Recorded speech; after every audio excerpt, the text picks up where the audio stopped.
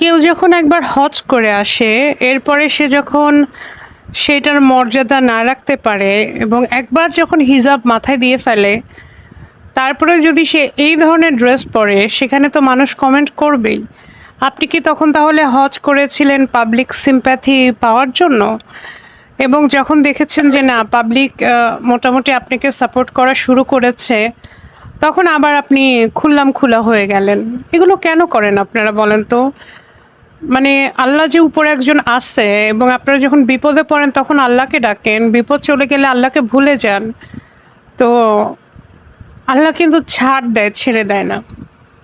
আর যেভাবে অহংকারী হয়ে কথাবার্তাগুলো বললেন মিসেস মাহি, একটা সময় আপনাকে সাপোর্ট করে কমেন্ট করতাম দেখে আমাকে অনেক কথা শুনতে হয়েছে, কিন্তু পরে দেখলাম যে আপনি নিজেই নিজের সমস্ত কথাগুলো নিজেই স্বীকার করলেন যে হ্যাঁ, ওটা মিথ্যা ছিল, জাস্ট কথা বের করার জন্য। আপনি একটা নিরীহ মানুষকে ফাঁসাইলেন নিজের দোষ ঢাকার জন্য।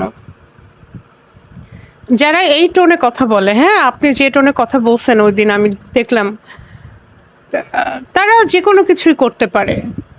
একটা মানুষ রেগে গেলে সে একটা মানে মুখ খারাপ করতে পারে, সেটা একটা আলাদা কথা। যে রেগে গেলে তো আমরা বলি, কিন্তু অহংকারী হওয়া, অকৃতজ্ঞ হওয়া, স্বার্থপরতা, এগুলো কিন্তু ডেঞ্জারাস। এগুলো কিন্তু কখনো অ্যাকসেপ্টেবল না। তো আপনি তওবা পড়েন, ইস্তেগফার করেন। তা না হলে আসলে ওই যে বললাম, অহংকার করলে সেটার পতন আসলে আল্লাহর তরফ থেকেই আসে।